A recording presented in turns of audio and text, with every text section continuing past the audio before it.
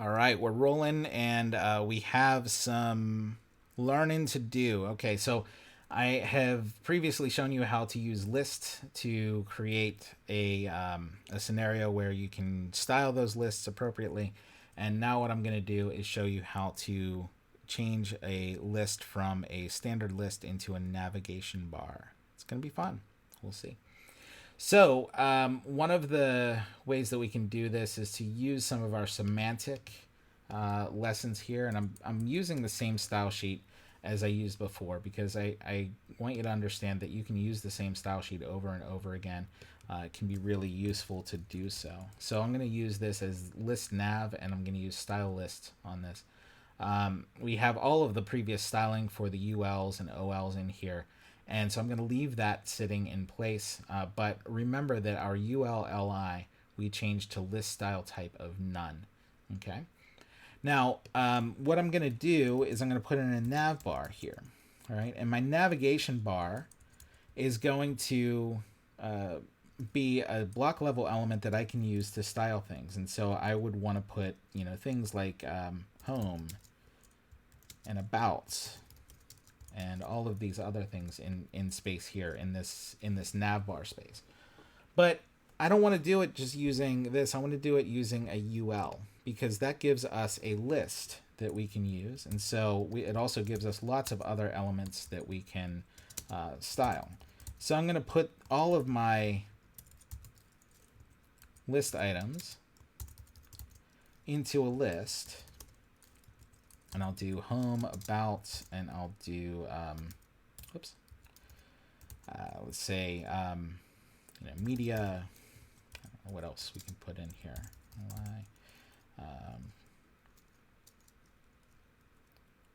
Contact. All right. So that's a nice little navigation space for a page. Home, about, media, and contact.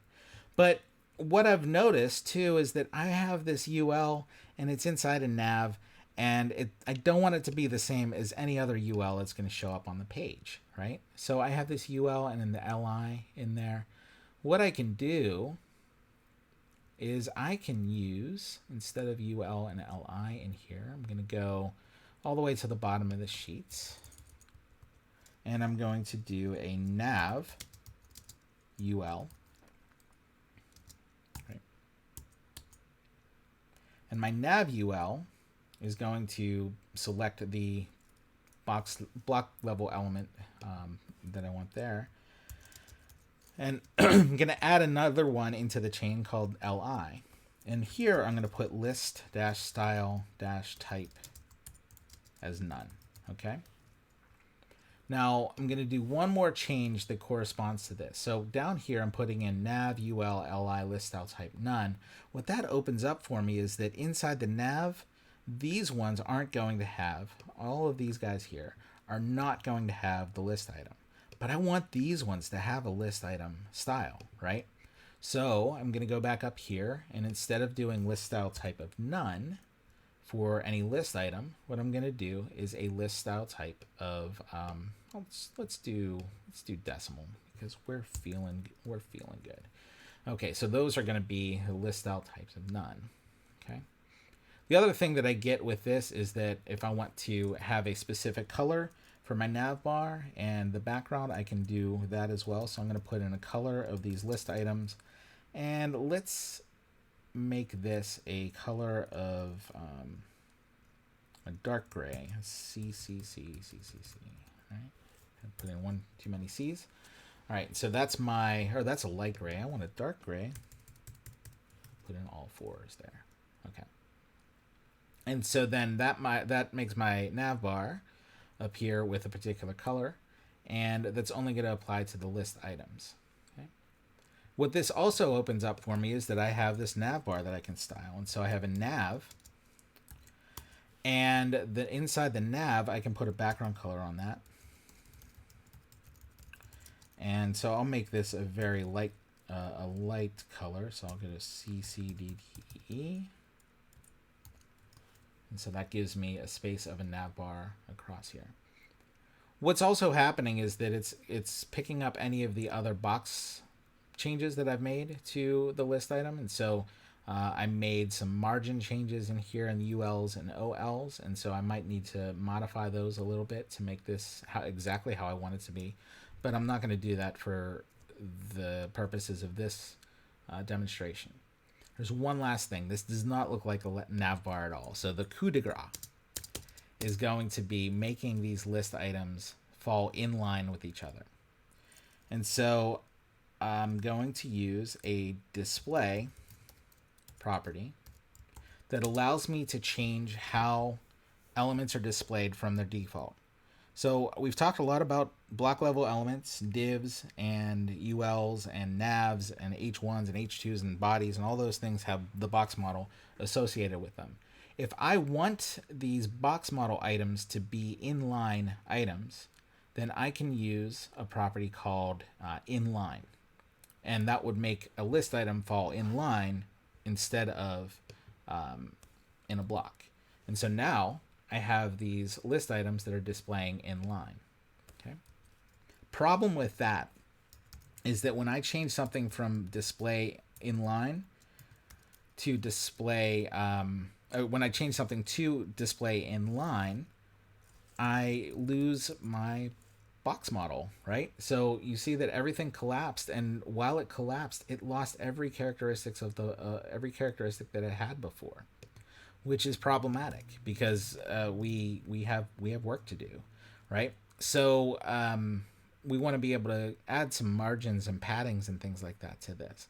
And so inline is not the move for this. What we can do, instead of doing display inline, I'm going to comment that out, and I'm going to do display block dash inline, which means, I'm going to do tricky. I'm going to do display inline block. Okay. What that does, it allows these elements to show up inline, but it still gives me the box model to work with. All right. So, quick distinction here. When I had this as inline, if I try to put a margin on the left of any of these elements, I'm going to put a margin of 60 pixels. That's a lot of pixels. It does it, right? It's still going to use those characteristics, but I still need it to be recognized as part of the box model. And so what display inline block allows us to do is to be very specific that we definitely want these things to have the box model associated with them, right? So I have put a margin of left on each one of these. And there are specific ways where you can not put CSS on the first of an item and that sort of thing. And that's beyond this particular lesson. But what this allows us to do is to put a little margin on the left of these items. We can change the margin to the top of these so we can give it a little bit of space up top, right? And we can do one other little cool thing. We can add some padding to this, padding of 5 pixels, right? And we can even use some of our styling to put a border around these. So I'm going to put a little light border on these, 1 pixel, solid, and I'm going to do a very light gray. And that makes us have some little boxes on our screen. And you can see how those little boxes are going to show up. Okay. Now, because the nav bar shows up in this space and I have some default styling on the rest of the items in here, I would want to play with this CSS to get it exactly right. But this gives you all of the different things that you can do to refine the styles. In the next video, what I'm going to do is I'm going to cease this video and I'm going to go into the next video and do a refinement on this so that you can see how I would style this properly using a separate style sheet. Cheers.